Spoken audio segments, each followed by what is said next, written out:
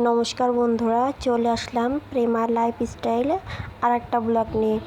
তো আমার এই ব্লগে আপনাদের সবাইকে স্বাগত। তো প্রত্যেক দিনের মতো আজকেও আমার ডেইলি ব্লগটি আমি শুরু করছি, আপনারা সবাই দেখতে থাকুন।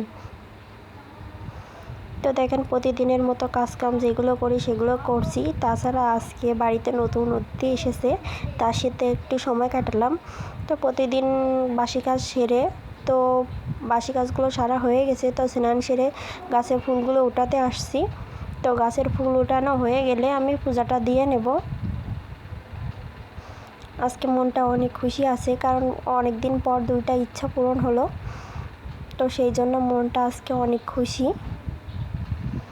তো আমি কথা বলতে বলতে গাছের ফুলটা উঠিয়ে নিচ্ছি। তো গাছের ফুলটা আমার উঠানো হয়ে গেছে, এবার আমি পূজাটা দিয়ে নেব। পূজাটা দিয়ে ঠাকুরের প্রসাদ দিয়ে আমি পূজাটা শেষ করে আমি চলে যাব সকালে রান্নাবান্নার কাছে। আজকে সকালে রান্নাবান্না তেমন কিছু করব না, শুধু বেগুন ভাজি করব, সাথে ডিম ভাজি করব। আর এখন গরমে এমন হচ্ছে যে 3বারের রান্না 3বার করলে ভালো হয়, কারণ গরমে কোনো কিছু ভালো থাকছে না বাইরে রাখলে। তো সেই জন্য রান্নাবান্না করে ফ্রিজে রাখতে হচ্ছে। তো ভাতটা 3 বেলায় বসানো লাগছে। তো এই দেখেন, বেগুনটা ভাজি করে নিচ্ছি, লবণ হলুদ দিয়ে মেখে রাখছিলাম বেগুনটা। তো আমি এভাবে ভাজি করে নিচ্ছি গোল গোল করে।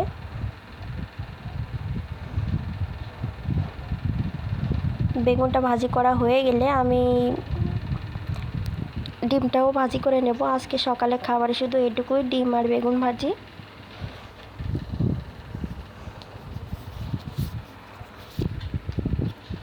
বেগুন ভাজি খেতে অনেক সুন্দর লাগে, তো চেষ্টা করি মাঝে মাঝে বেগুন ভাজি করে ভর্তা করার। বেগুন ভাজি করে ভর্তা করলে টেস্টটা অনেক সুন্দর লাগে। তো আমার বেগুনগুলো ভাজি করা হয়ে গেছে, আমি উঠিয়ে নিচ্ছি।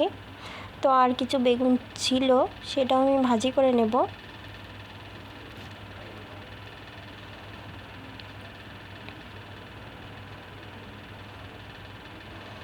বাকি বেগুনগুলো ভাজি করা নেওয়ার পরে আমি ডিমটা ভাজি করব, সাথে বেগুনটা আমি ভর্তা করে মাখাবো। তো সেই জন্য 3টা শুকনো লঙ্কাও আমি ভাজি করে নেব।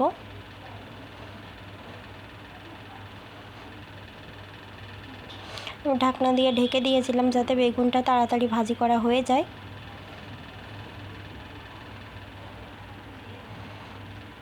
বেগুনটা ভাজি করা হয়ে গেলে আমি এই কড়াই ডিমটাও ভাজি করে নেব।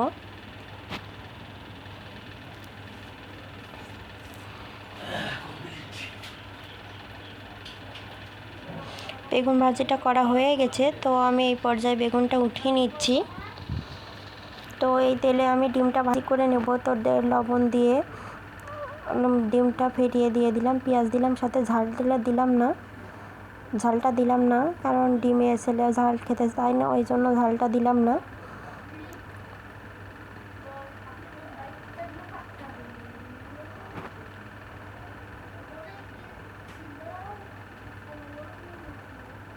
তো ডিমটা ভাজি করা হয়ে গেলে আমি উঠিয়ে নেব। ডিমটা উঠিয়ে যে সামান্য তেল আছে, এটাতে আমি ঝালটা ভাজি করে নেব, আর বাটি তেল অ্যাড করব না। তো ঝালটাও আমার ভাজা হয়ে গেছে। তো সকালে খাওয়া দাওয়া সেরে আমি চলে যাব দুপুরে রান্নার কাছে। তো দেখেন, দুপুরে আপনাদেরকে দেখাই যে বাড়িতে নতুন অতিথি আসছে। এই যে নতুন অতিথি, তাকে নিয়ে একটু সময় কাটালাম। একটা না, দুইটা অতিথি আসছে। আসলে অনেক দিন ধরে ইচ্ছা ছিল যে পাখি পোষার, তো এই পর্যায়ে হয়ে ওঠেনি। তো আজকে অনেক দিনের ইচ্ছাটা পূরণ হলো। 2টা পাখির বাচ্চা আনছে, শালিক পাখি। এই যে দেখেন, 2টাই আপনাদেরকে দেখাচ্ছি। এরা 2টা একেতেই মারামারি করা শুরু করে দিয়েছে। আসলে 2টা ভাই বোন, তো এই জন্য এসে ঘরটা নোংরা করা শুরু করে দিয়েছে। আসলে ছোট্ট জিনিস তো অনেক কষ্ট করে মানুষ করতে হবে, তো ছোট থেকে একটু কষ্ট না করলে হবে না। এই যে কত সুন্দর দেখতে লাগছে দেখুন। আসলে এরা 2টা একজনের মানে ভাই বোন হয়তো, কিংবা 2টা বোন তা জানি না। একজনের মানে একটা বাসা থেকেই নিয়ে এসেছে। তো দেখেন কেমন মিলেমিশে আসছে, আবার মাঝে মাঝে ঝগড়াও করছে। তো এদের সাথে খেলা তো হয়ে গেছে, তো আমি এবার দুপুরে রান্নার কাছে চলে যাব। আজকে ইচ্ছা হয়েছিল যে ইলিশ মাছ, অনেক দিন ধরে ইলিশ মাছ খেতে ইচ্ছা হচ্ছিল, তো হাজব্যান্ডকে বলছিলাম এনে দেওয়ার জন্য, তো এনে দিছে। তো এই পর্যায়ে আমি দেখেন কচুরমুখী আর দুইটা আলু কেটে দিয়েছি, সেটা দিয়ে আমি ইলিশ মাছটা রান্না করব। শুধু আজকে এক পদের তরকারি রান্না করব, বেশি কিছু করব না। সেই জন্য আমি কচুরমুখীটা হালকা ভাপ দিয়ে সিদ্ধ করে নিচ্ছি, কারণ নতুন নতুন বলা তো যায় না, গাল চুলকায় কিনা, গাল চুলকালে কেউ খেতে চাইবে না। তো এই জন্য একটু আমি ভাপ দিয়ে জলটা ফেলে দিব, তারপরে আমি তরকারিটা কষিয়ে রান্না করব।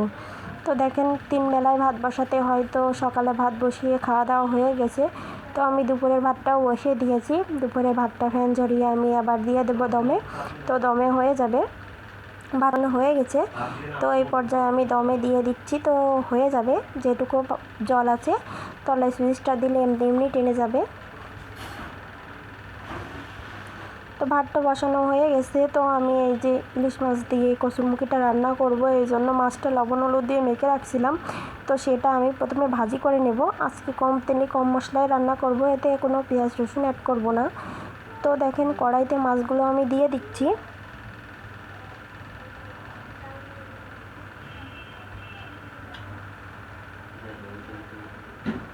আসলে কী জানেন, সুখী হতে বেশি কিছু লাগে না, একটু মনের শান্তি আর পারফেক্ট জীবনসঙ্গী হলে হয়।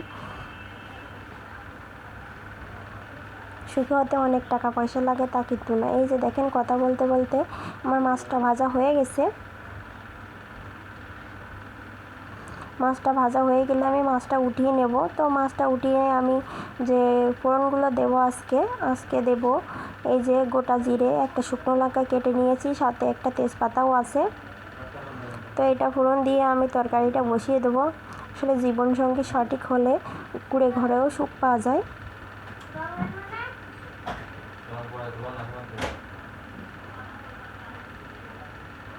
এই ফোড়ন দিয়ে আমি কচুরমুখী, আলু আর যে কাঁচা লঙ্কা কেটে রাখছিলাম সেটা দিয়ে দিলাম।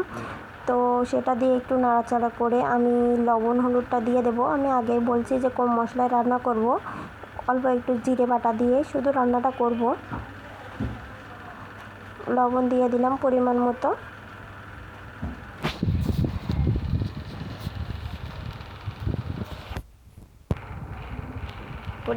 হলুদটা দিয়ে দিলাম।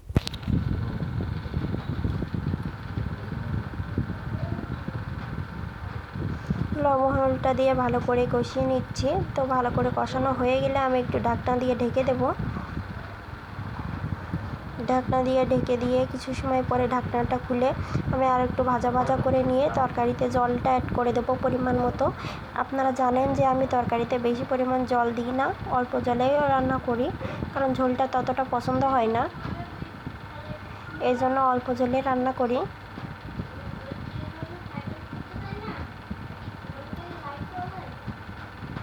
তো ঝোলটা দিয়ে আমি একটু ঢাকনা দিয়ে ঢেকে দেবো। ঝোলে বলক এসে গেলে তারপর আজকে মাছটা দেবো, কারণ মাছটা বেশি জালে দেবো না, অল্প জালেই দিয়ে দেবো, কারণ ইলিশ মাছ তো এই জন্য আজকে বেশি জালে দেবো না। অন্যদিন কী করি, তরকারির সাথেই মাছটা দিয়ে দিই, দুইটা দমে হয়ে যায়। তো আমি খুন্তি দিয়ে দেখছিলাম যে তরকারিটা ভালোভাবে সিদ্ধ হয়ে গেছে কিনা। তো হ্যাঁ, তরকারিটা ভালোভাবে সিদ্ধ হয়ে গেছে।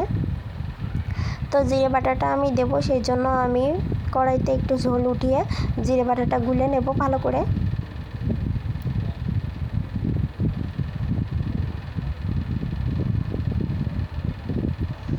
জিরে বাটাটা গুলে নিয়ে হয়ে গেছে। তো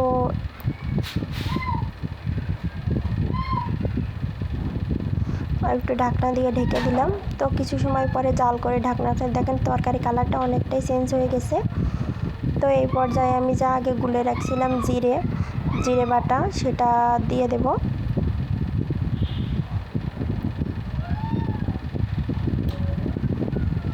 জিরে বাটাটা দিয়ে আর কিছু সময় জাল করে আমি তরকারিটা রান্না করে নেব। তো আজকে আমার ভিডিওর ব্লগটা এই পর্যন্ত। আপনাদের যদি আমার ভিডিও কোথাও একটু কোনো ভালো লাগে তো প্লিজ আমার ভিডিওতে একটা লাইক করে সাপোর্ট করে পাশে থাকবেন। ধন্যবাদ সবাইকে।